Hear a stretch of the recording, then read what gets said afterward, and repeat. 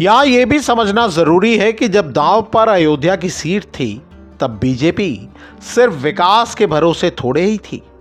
लोकसभा चुनाव रामलला की प्राण प्रतिष्ठा के ठीक बाद हो रहे थे और कोशिश पूरे देश के चुनाव को राममय बनाने की थी, क्योंकि जिम्मेदारी सबकी बनती है। अयोध्या में खुशहाली भी आई, भगवान राम भी आ गए। लोगों ने ऐलान भी किया कि हम राम को लाए हैं, ये भी कहा गया। भगवान राम तो पहले से थे। आस्था तो सबकी है, जो जीते हैं, बदला क्या, जो जीत गए हैं, उनकी भी आस्था भगवान राम से है। क्योंकि ये अयोध्या की धरती है, यहाँ लोग जो है राजनीति के तरीके करते हैं और धर्म को धर्म के तरीके मानते हैं। ये मार्के की बात है। बीजेपी इसे कैसे नहीं समझ पाई, ये समझना मुश्किल है। करीब 3 दशक पहले बीजेपी ने अयोध्या का मुद्दा मंडल मुद्दे की काट के तौर पर खड़ा किया था। 2024 में अयोध्या में ही कमंडल पर मंडल भारी पड़ जाएगा, कुछ महीने पहले ये सोचना मुश्किल लगता था। समाजवादी पार्टी ने सामान्य सीट पर दलित उम्मीदवार पर दांव लगाया और बाजी पलट दी। इसमें रोल बीजेपी उम्मीदवार के संविधान बदलने वाले बयान का भी देखा जा रहा है। ये दावा किया जा रहा है कि इसके चलते बीजेपी के पारंपरिक दलित और पिछड़े वोटर भी छिटक गए। हमारे पिछड़े दलित बंधु नहीं समझ पाए।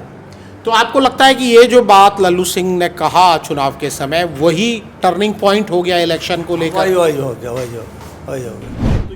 अब जिस सेंस में भी उन्होंने कहा उस चीज़ को, तो लेकिन विपक्ष ने उस चीज़ को इतना ज़्यादा हाईलाइट कर दिया और जो आपके अल्पसंख्यक समाज और इन सबको मतलब इतना ज़्यादा वो कर दिया कि वो सब एक प्रेशर में आ गए और प्रेशर की वजह से डाइवर्ट हो गए। इसके अलावा देखिए, जो मेरे समझ से बीजेपी का वोटर है, जो यहाँ के वोटर रहे सबसे ज़्यादा, वो ब्राह्मण ठाकुर इन सब वोटर ज़्यादा माने जाते हैं, बीजेपी के मूल वोटर जो हैं।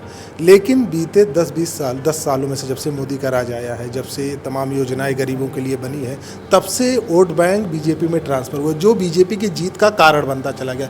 लेकिन इस बार 1-2 स्टेटमेंट जो वायरल हुए कि संविधान चेंज हो जाएगा, इसको विपक्ष ने बहुत अच्छे से कन्विंस किया, समझा ले गए हो इस बात को कि आपका आरक्षण खत्म हो जाएगा, आपको जो सुविधाएं मिलती थी वो खत्म हो जाएगा।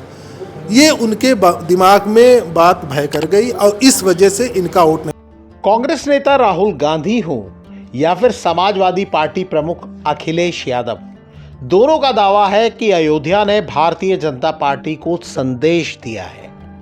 अयोध्या की राजनीति पर करीबी नजर रखने वाले पत्रकार इस संदेश को अलग तरह से डिकोड कर रहे हैं। विपक्ष है, विपक्ष का जो सबसे बड़ा वोट बैंक था वो मुस्लिम समाज था।